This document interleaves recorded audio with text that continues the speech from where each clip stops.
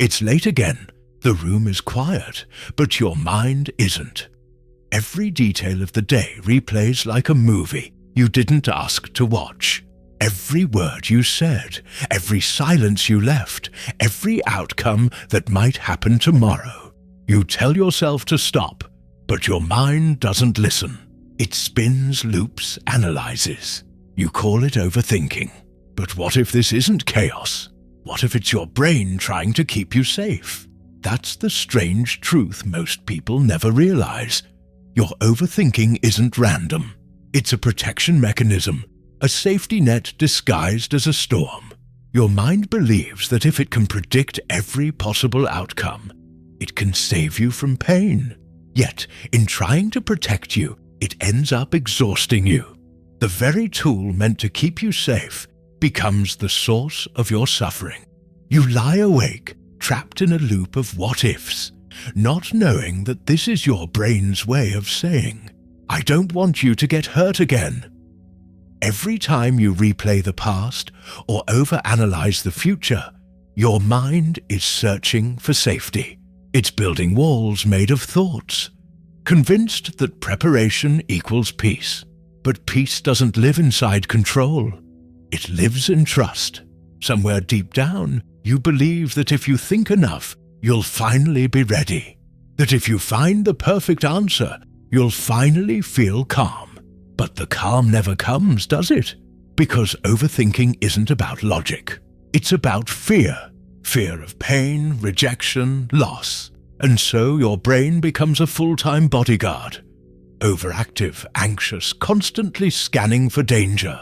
The more you try to quiet it, the louder it screams. It isn't trying to punish you. It's trying to protect you from the unknown. The tragedy is that in trying to stay safe, you stop living. Your mind doesn't overthink to hurt you. It does it to keep you alive. It's an old defense system, built long before you could name your fears. When you were younger, maybe you learned that mistakes came with consequences. That saying the wrong thing meant rejection. That failure meant shame. So your brain started preparing. If I can predict it, it thought, I can prevent it. You began planning for everything. Every conversation, every emotion, every outcome. You trained yourself to survive uncertainty by eliminating it. But life isn't meant to be fully planned. It's meant to be experienced. That's why even the smartest, most logical people overthink. Not because they're weak, but because they were once made to feel unsafe in unpredictability. If I plan enough, I won't be blindsided, you whisper to yourself. It feels comforting until it doesn't. Because control becomes your illusion of safety. It's like trying to calm the ocean by holding your breath. You can't control the waves. You can only learn to float. The truth is, overthinkers don't crave clarity. They fear chaos. And control becomes their shield. But the shield grows heavy. Every scenario, every what-if, every mental rehearsal adds another layer to the weight. You think control will give you peace, but it only keeps you trapped in the prison of your own mind. At some point you have to ask, what am I trying to protect myself from? The answer often lives in childhood. Every overthinker was once a child who didn't feel safe being themselves. Maybe you learned to read moods before speaking, to sense danger in silence. Maybe you were told, be careful what you say, or don't mess it up. You learned that safety didn't come from honesty. It came from perfection. And that's how overthinking begins. As a child, trying to survive uncertainty in a world that didn't feel safe, you became the careful one, the responsible one, the thinker. It served you once, but now it holds you hostage. The good news, what was learned can be unlearned. You can teach your brain that safety isn't found in control. It's found in trust, boundaries, and compassion. The same mind that protected you now traps you. It's like a loyal guard who never realized the war is over. You feel the tension in your body. Shoulders tight, thoughts racing, breath shallow. Why can't I just stop? You whisper exhausted. You can't stop because you're fighting your own protector. The more you resist your thoughts, the more power they gain. The key isn't to silence them. It's to understand them. You don't fight overthinking by pushing it away. You free yourself by listening differently. When you notice your mind spinning, ask it gently, "What are you afraid of right now?" You'll be surprised how many of your thoughts aren't random. They're rooted in old fears, outdated beliefs, and unhealed stories. Peace doesn't come from silence. It comes from understanding. When you stop judging your thoughts as bad, you create space for calm. Mindfulness isn't about having no thoughts. It's about seeing them without drowning in them. Imagine your mind as an ocean. The waves, your thoughts, rise and fall, but you remain the depth beneath them, still grounded, infinite. Not every thought deserves a reaction, you remind yourself. The moment you stop reacting to every wave, the storm begins to settle. This isn't giving up, it's letting go of control. It's trusting that you can handle whatever comes, even if you don't know what it is yet. Your thoughts aren't enemies. They're messages waiting to be understood. They speak in the language of fear, trying to protect you from the unknown. But what if you started speaking back with compassion instead of resistance? When your mind whispers, "You'll fail," you can answer, "Maybe, but I'll learn." When it says, "They'll leave," respond, "Then they weren't meant to stay." The dialogue changes everything. Thoughts lose their power when they're met with kindness. Your inner critic softens when it's finally heard. Rewiring your inner voice isn't about deleting thoughts. It's about changing their tone.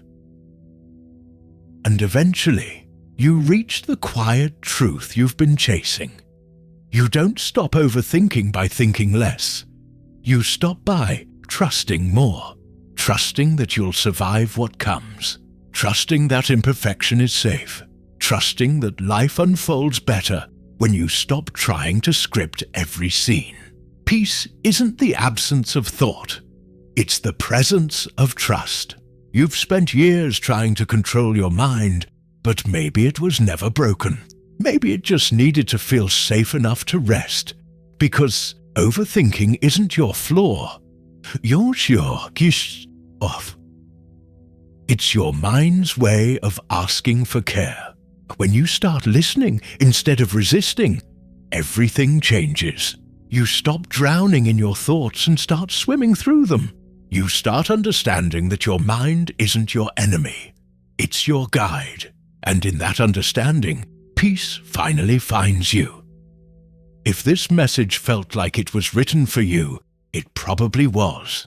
Because you're not alone in this. Share this with someone who thinks too much, feels too deeply, and just needs to know they're not broken.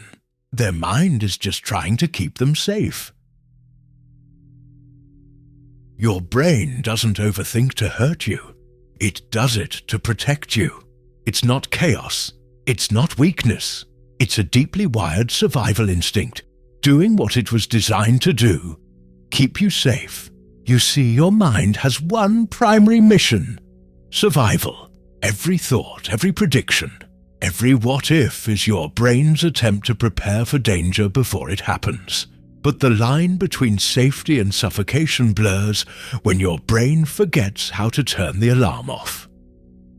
Imagine you're standing in the middle of a road, and suddenly a car speeds toward you. Your brain reacts instantly. Adrenaline, quick thinking, movement. You jump aside. You're safe. That's the mind's defense system doing its job perfectly. But overthinkers, they're standing on that same road long after the car has passed, replaying the moment over and over. What if I hadn't moved? What if another one comes? The body is safe, but the brain doesn't know that yet. It keeps running scenarios, desperately trying to prevent a pain that no longer exists.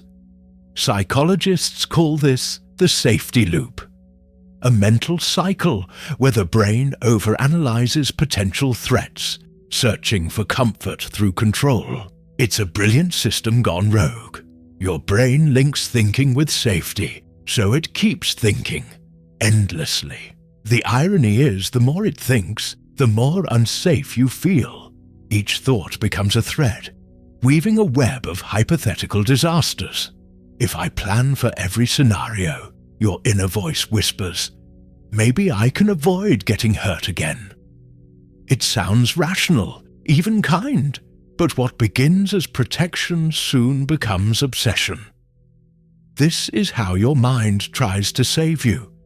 It gathers data, replays conversations, predicts outcomes, analyzes body language, calculates emotions, all in an effort to reduce uncertainty.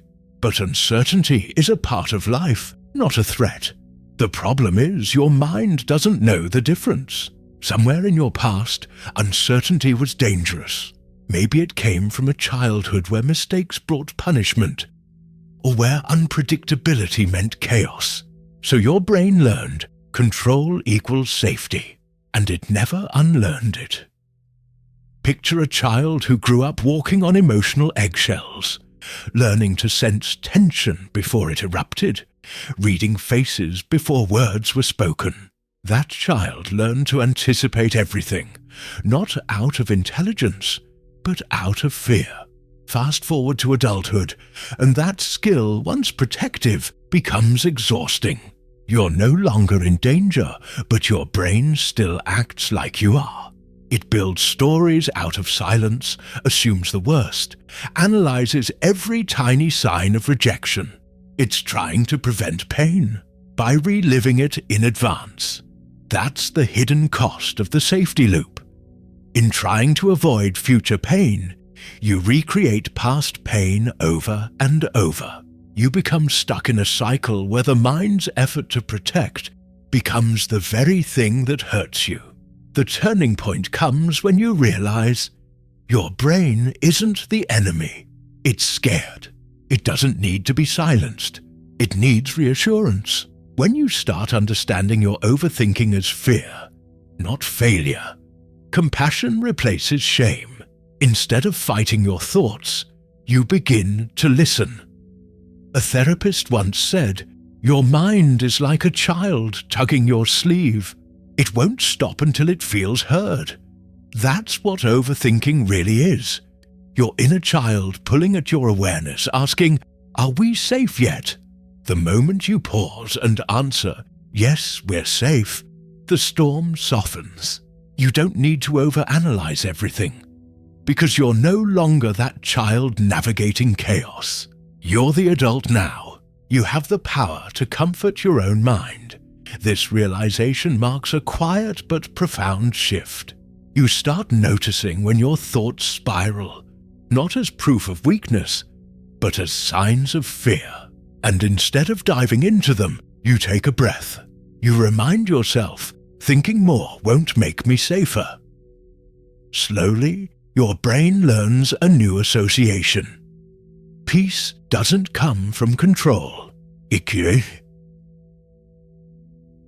comes from trust. The safety loop begins to unwind. The climax of this truth is both painful and liberating. Every time you overthink, your mind is reliving a past wound while trying to prevent a future one. It's connecting yesterday's pain with tomorrow's possibility. And that's why it feels endless. The mind confuses preparation with protection, control with comfort, worry with wisdom. But safety isn't found in the noise of overthinking. It's found in the stillness that comes after you understand it. And so, the path to healing doesn't begin with forcing yourself to stop thinking. It begins with learning why you started. Your brain's overanalysis isn't broken. It's overfunctioning. It's trying to save you from pain you've already survived. When you finally see it that way, the fear begins to fade. You stop seeing your mind as the battlefield and start seeing it as a friend that's been trying too hard for too long. The next time your thoughts start racing, when you feel that familiar tension rise, remember, your brain isn't attacking you. It's protecting you the only way it knows how. Gently remind it that you're safe now, that not every silence is danger, not every uncertainty is loss. You can let go, because peace doesn't come when the mind stops thinking. It comes when it finally feels safe enough to rest. Overthinkers don't crave clarity, they fear chaos. Beneath the endless analyzing and mental loops lies a quiet, trembling truth. The fear of losing control. To an overthinker, uncertainty feels like standing on thin ice. Every unanswered question, every delayed text, every unpredictable moment cracks the surface a little more. So the mind scrambles and planning, replaying, predicting, doing everything possible to stay in control of what cannot be controlled. If I can just think it through enough times, you tell yourself, maybe it won't fall apart. It sounds reasonable. It feels protective. But beneath that logic lives fear. Fear that if you stop thinking, everything you've built will collapse. Fear that you'll miss a red flag, make the wrong move, lose the wrong person. Overthinking becomes a shield, an illusion of safety that covers a much deeper wound, the terror of chaos. Control feels comforting because it creates the illusion of certainty. If you can plan every detail, maybe you can stop the world from hurting you again. Maybe you can prevent disappointment, heartbreak, failure.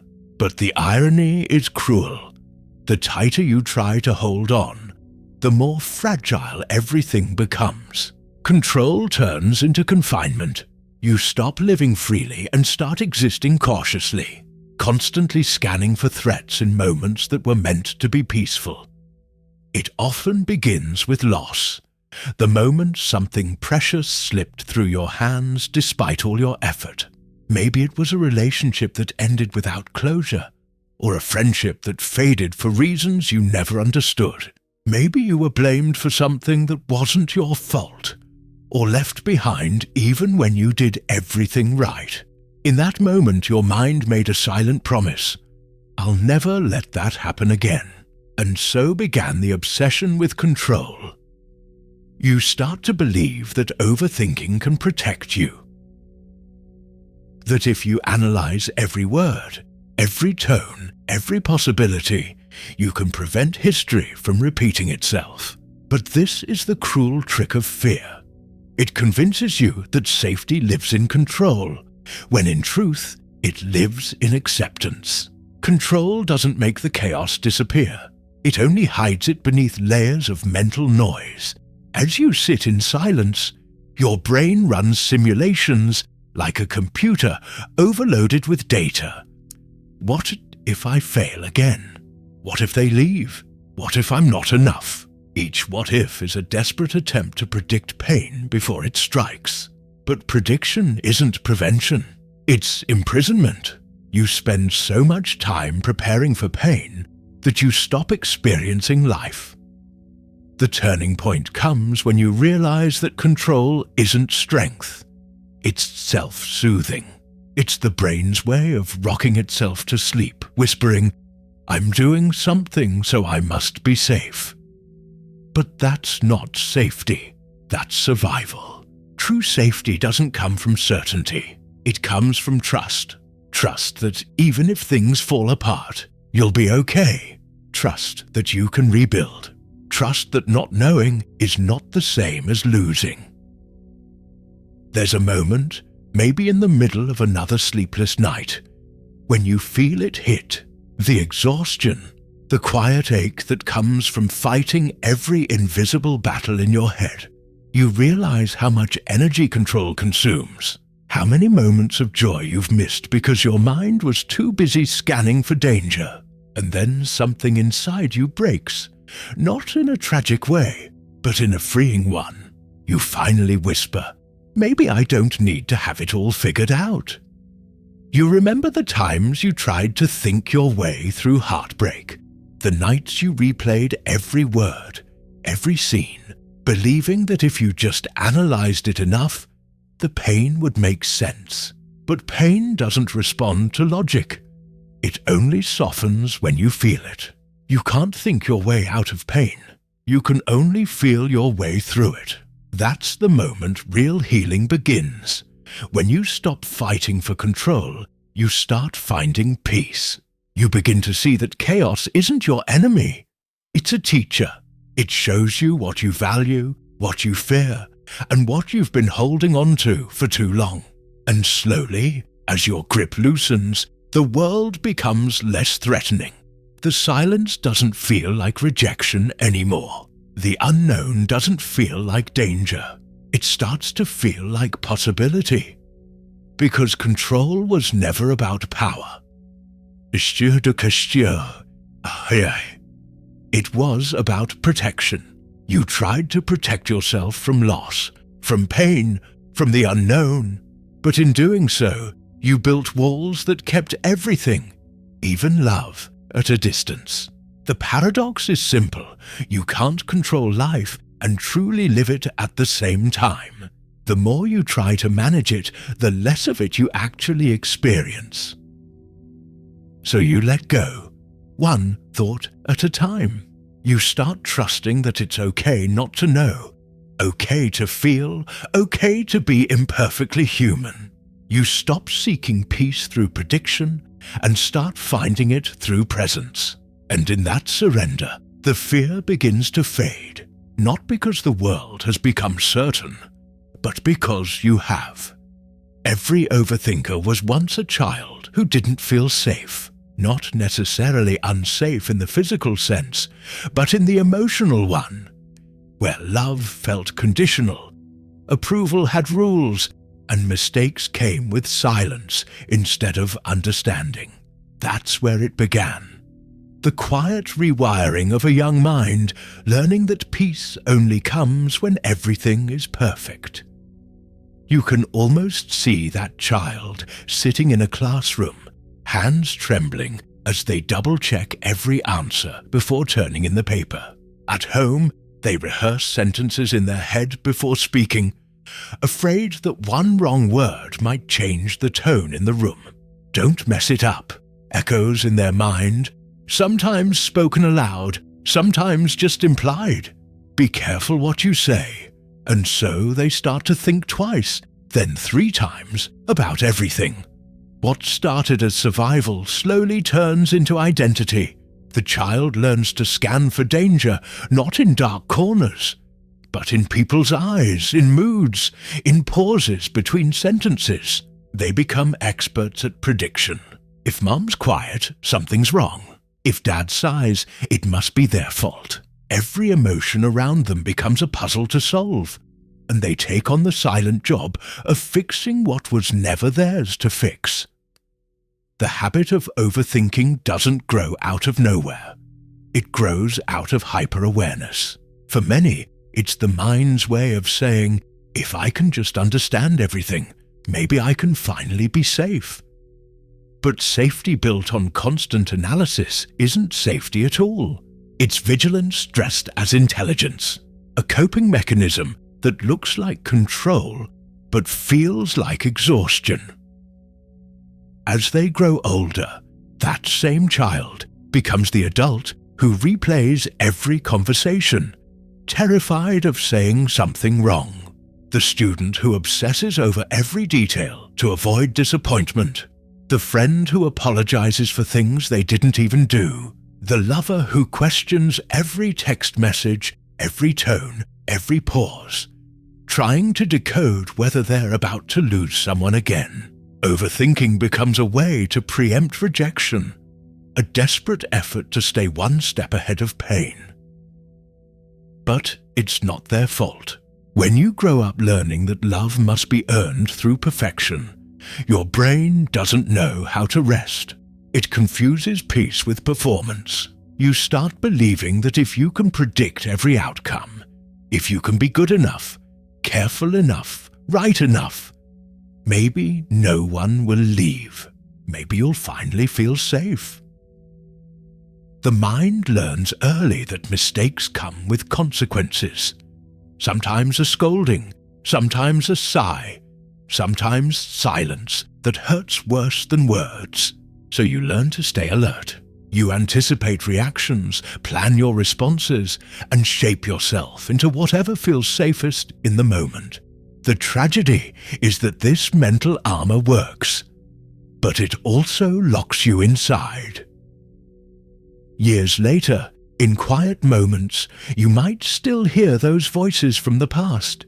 The teacher who said, "You need to try harder." The parent who frowned instead of forgiving. The friend who made you feel too much, too sensitive, too dramatic. And even though those people are long gone, their echoes live rent-free in your mind. You carry their expectations like invisible weights, trying to think your way into worthiness.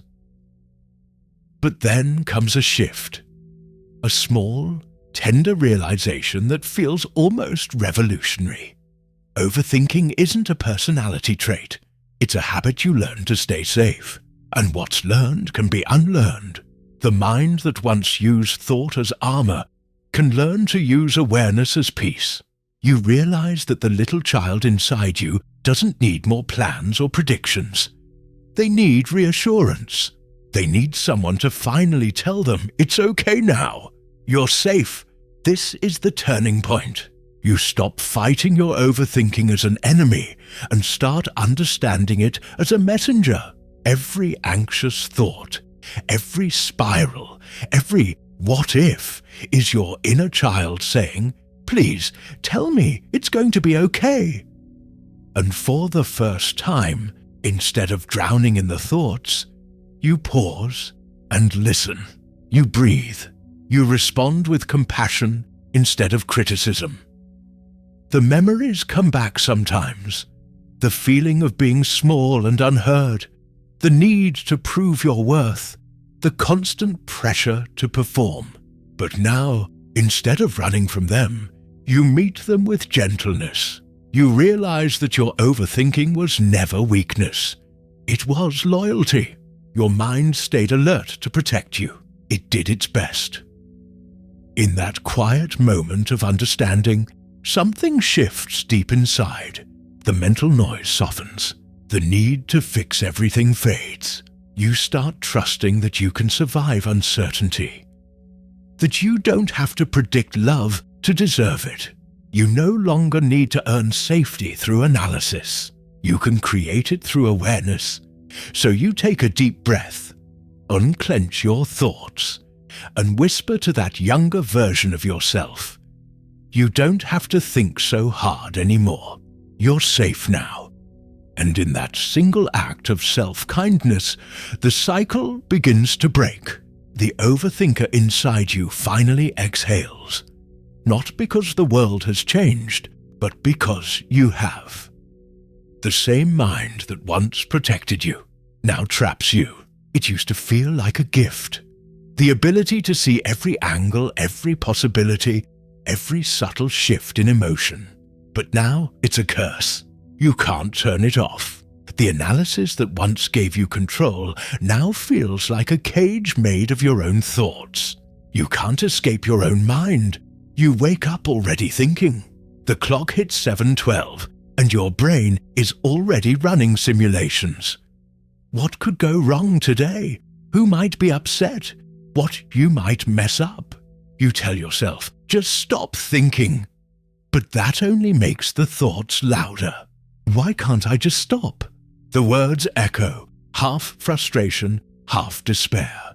Every decision feels heavier than it should. Do I text them back? What if they misread my tone? Did I sound too cold last night? Should I say something now or later? You spiral. Even rest doesn't feel restful.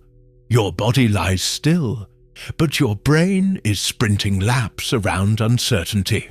You can't escape it. You can't quiet it. You can only watch as it eats away at your peace bit by bit. Overthinking has become your default survival mode. But survival isn't the same as living. Your brain has mistaken control for safety, and now it scans every possible danger, even when none exist. You notice everything: a sigh, a delay in reply, a shift in someone's energy, and immediately assume the worst. You call it awareness, but deep down, you know it's exhaustion disguised as intelligence. And then comes the guilt. You know what's happening. You've read the books, watched the videos, heard the advice. Just let it go. But the harder you try to let go, the tighter your thoughts cling. The cycle feeds on itself. You start fearing the fear, thinking about thinking. It's like drowning in shallow water, aware of the surface but unable to reach it. You start bargaining with your brain. If I just think about it one more time, I'll find peace. But peace doesn't come. Only more loops, more what-ifs, more mental noise. The irony is cruel. Your mind, which was meant to keep you safe, is now the very thing hurting you. Then comes the breaking point. It's quiet, not dramatic. A night when you're too tired to think anymore. You sit on the edge of your bed, eyes unfocused, breathing shallow. The thoughts swirl, but feel distant, like background static you've stopped fighting. For the first time, you don't argue back. You don't analyze. You just sit there raw and empty. And that's when something small, almost invisible, shifts. You realize that your thoughts aren't the enemy. Your resistance do. The more you fight them, the more they fight back. You've been treating your mind like a battlefield when it only needed a listener. The thought comes quietly, like a whisper. What if I stopped trying to control it? What if I just let it be? It's terrifying at first. Surrender always is. But as you sit there, not trying to fix, not trying to predict, something unfamiliar begins to form. Stillness. Not peace, not yet, but stillness. The storm doesn't vanish. It just loses power when you stop feeding it. You notice your breath for the first time in hours. You feel your body, not your mind. The noise is still there, but it doesn't feel like a threat anymore. It feels like waves passing through you, heavy but temporary. You whisper to yourself, it's okay to think. It's okay to feel. I don't have to fight this. That's the moment the mind starts to soften. The walls it built to protect you start to crack, not from force, but from compassion. You realize that overthinking was never an attack. It was your brain's desperate attempt to protect a heart that's been hurt too many times. It tried to prepare you for pain so you'd never feel blindsided again. But in doing so, it forgot how to rest. Tears come, not from sadness but from relief. You finally understand that you don't need to win against your mind. You only need to understand it. The same thoughts that once drowned you now float by like clouds. Still there, but lighter. You stop labeling them as good or bad. They're just thoughts. Not truths, not prophecies, just noise your brain makes when it's scared. You realize that healing isn't about silence, it's about safety. And safety begins when you stop running from yourself. You no longer try to think your way out of pain. You allow yourself to feel your way through it. The storm isn't gone, but for the first time, it doesn't scare you. You sit in the quiet after the chaos, breathing deeply, whispering to your mind, you don't have to protect me anymore. I'm here now. And in that fragile, fleeting moment of surrender, something inside you unclenches. The same mind that once trapped you finally becomes still. Not because it stopped thinking, but because it finally felt understood. Peace doesn't come from silence, it comes from understanding. You can't force your mind to stop thinking, just as you can't force the ocean to stop making waves. But you can learn to stop fighting the current. You can learn to float. That's where stillness begins. Not in the absence of thought, but in the presence of awareness. For the first time, you begin to observe your mind instead of reacting to it. The thoughts still come, the doubts, the fears, the rehearsed conversations, but they feel softer now, like distant echoes rather than storms. You start to realize that not every thought deserves a reaction. Some can just exist and pass through, like clouds across the sky. You hear your mentor's voice in your head, calm and certain. You are not your thoughts.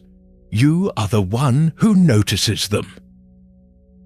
The shift is subtle, almost invisible, but it changes everything. You begin to see the pattern. How your mind constantly tries to predict danger. How it replays old pain disguised as logic. But instead of fighting it, you start to watch it gently. You see the fear beneath every what-if. The tenderness hiding behind every overanalyzed moment. And for the first time, instead of judgment, you offer understanding. At first, this stillness feels uncomfortable, almost unnatural. Your brain, used to constant motion, doesn't trust quiet. It searches for something to solve, something to fix. But the more you practice being with your thoughts, not controlling them, not escaping them, the more you start to see their impermanence. A thought appears and then it fades. Another rises and it fades too. You start to see that you were never trapped by your thoughts. You were only holding on to them too tightly. One evening, you sit by the window. The world outside hums with life. Distant traffic, soft wind, a dog barking somewhere down the street. Inside, for once, you feel calm. The mind still whispers, "What if something goes wrong?" But this time you smile. You don't argue. You just notice. You say softly to yourself, "Thank you for trying to protect me." And the thought quiets, as if your mind has finally been heard. The science of stillness isn't about control. It's about cooperation. When you accept what's happening inside you, your nervous system begins to calm. Your breath deepens. Your body releases its constant readiness to fight or flee. Mindfulness isn't a trick. It's a return to the space inside you that existed before fear, before perfectionism, before self-doubt. You start practicing small moments of awareness throughout the day, noticing how your coffee smells, how sunlight lands on your hands, how your chest rises when you breathe in. These are not grand meditations, just moments of noticing. And in those seconds, you begin to see that stillness isn't something you find. It's something you allow. Your mentor once said, "When the storm ends, the ocean doesn't apologize for the waves." That line stays with you, because your thoughts, your worries, your overthinking, they were never proof that something was wrong with you. They were proof that you cared too deeply, felt too strongly, wanted too much to be safe. And that's not a flaw, it's humanity. As days pass, you start to notice that your mind feels different. Not empty, but spacious. You no longer chase every thought or resist every emotion. You let things be. There's a new rhythm to your thinking, a balance between awareness and surrender. The fear hasn't vanished, but it no longer rules you. You begin to see that peace isn't a destination. It's a practice, one quiet breath at a time. In a moment of reflection, you close your eyes and imagine your mind as an ocean after the storm. The waves still rise and fall, but they move in harmony now. Sunlight glimmers on the surface, and beneath it, the water is calm, deep, and alive. You realize that the waves were never the problem. It was the fear of drowning that kept you struggling. You whisper to yourself, "I don't need to stop thinking. I just need to stop believing every thought." The sentence feels like a release, like air returning to lungs that had been holding too long. You breathe and for once it feels easy. The stillness isn't empty, it's full. Full of understanding, full of forgiveness, full of life. And in that silence, you realize the truth. Your mind was never your enemy. It was just scared, and all it ever wanted was to feel safe enough to rest. Now, it finally can. The storm has passed, but the ocean remains, vast, alive, and endlessly deep. And somewhere within its calm waters, you finally find what you were searching for all along. Peace. Not because your thoughts are gone, but because you've learned to live with them. Your thoughts aren't the enemy. They're messages waiting to be understood. For years, you've fought with them, scolding yourself for thinking too much, wishing the endless loops would simply stop. But what if the key wasn't silence or suppression, but listening? What if your inner dialogue wasn't a problem to fix, but a language to learn? The mind is trying to communicate. It's alerting you, protecting you, and yes, sometimes overwhelming you. You start noticing the tone of your inner voice. The criticism, the doubt, the what-ifs. They all have a purpose, even if clumsy. You remember a moment from earlier where panic rose over a minor decision. The voice in your head repeated, "What if this goes wrong?" At the time it felt oppressive, but now, with awareness, you hear it differently.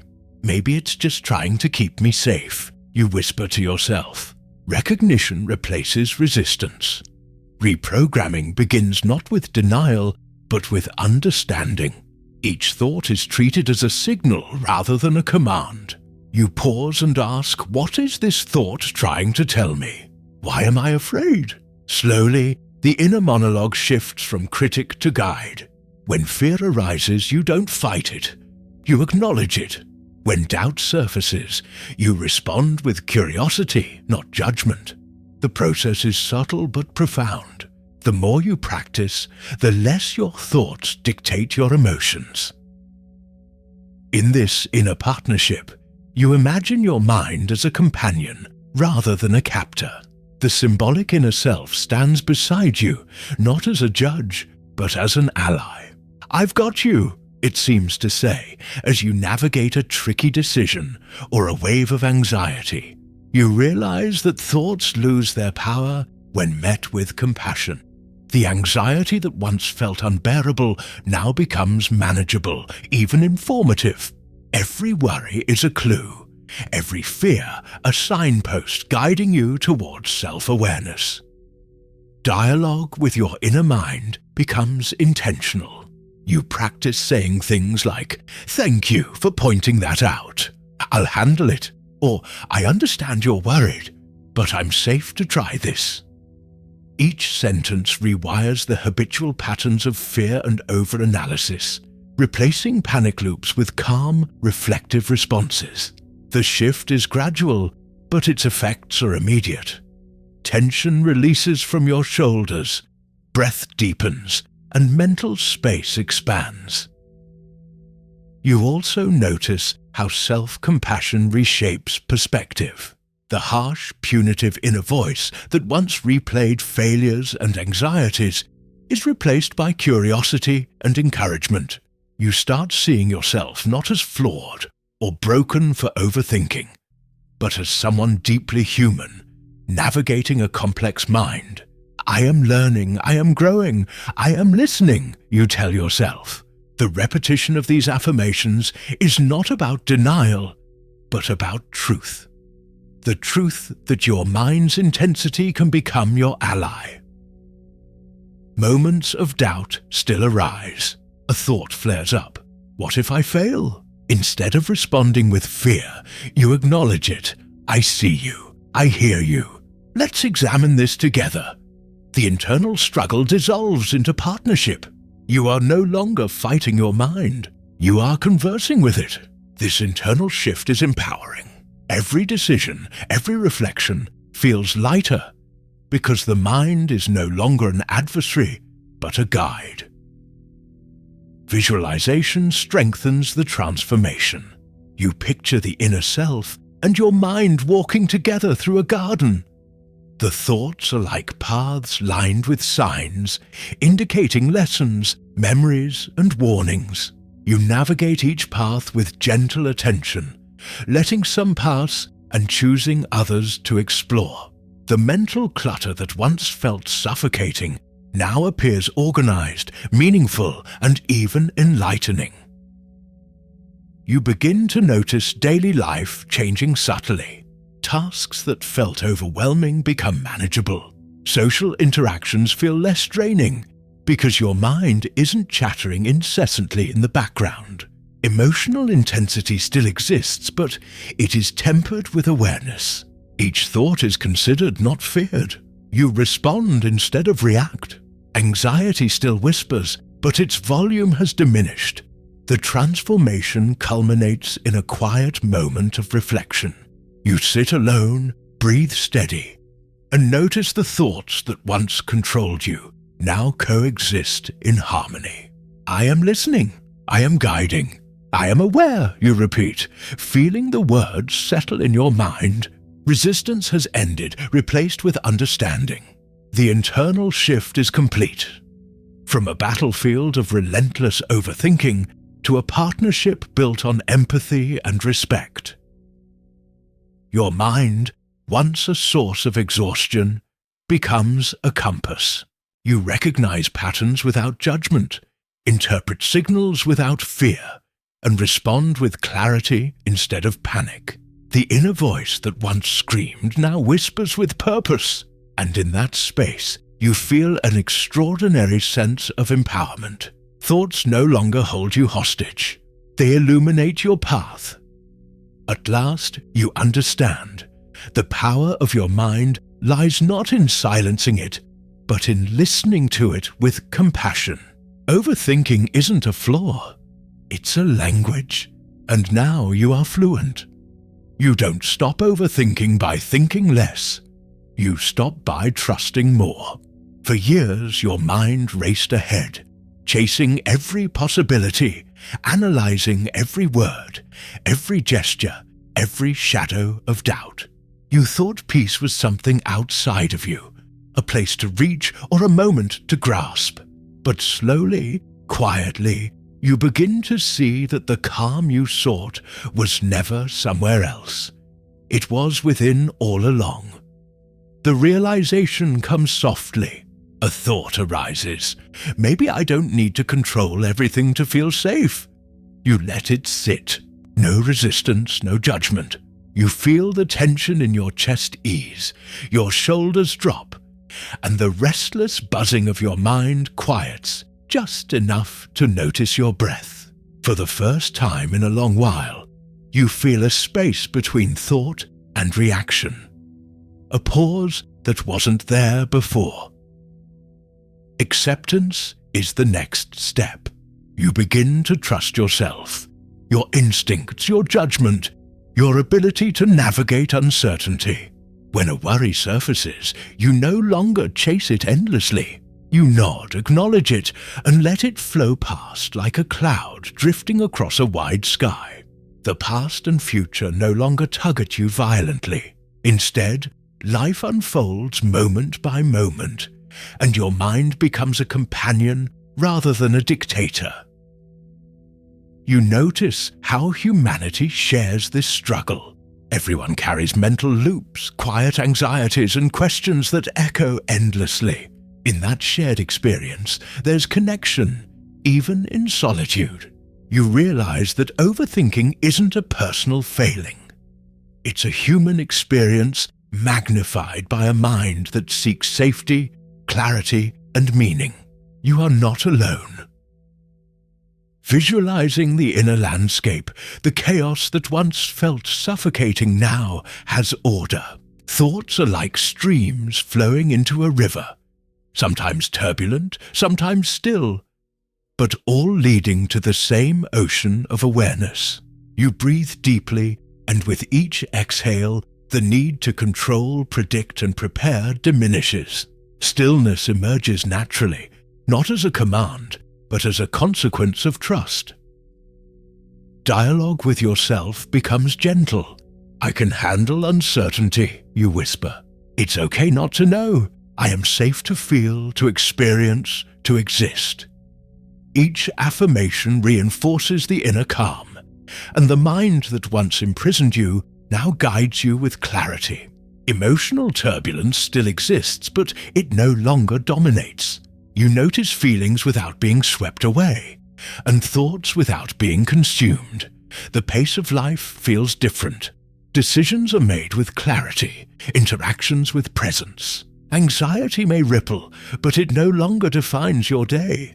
Every experience, joy, sadness, challenge, triumph, is integrated without mental overdrive. You witness yourself acting, living, and feeling without the constant need to analyze or predict. Trust becomes the bridge between thought and action. In the quiet moments, you reflect, maybe peace was never out there. It was always within. Gratitude fills you. Gratitude for the mind that warned and protected, even when it exhausted, and gratitude for the awareness that now lets you respond instead of react. Calmness is not the absence of thought, but the presence of trust, clarity, and self-compassion. This inner peace is subtle yet profound. It ripples through your being, softening self-criticism, easing fear, and opening space for joy. You carry this awareness into relationships, work, and life. Each thought noticed, each emotion honored, each moment lived fully. The chaos that once ruled is replaced with clarity, and the mind that once overpowered now partners with you in every choice. As you sit in this stillness, you feel the quiet strength of acceptance. The journey through overthinking was never about elimination, but about understanding. Each worry, each loop, each anxious thought served as a teacher. And now you have learned. The mind is no longer a battlefield, but a dialogue. If this spoke to you, share it with someone who's fighting their thoughts alone. They need to hear this too.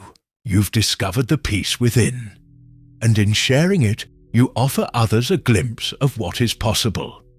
Awareness guided by trust, thoughts embraced rather than feared, and a life lived fully in the present.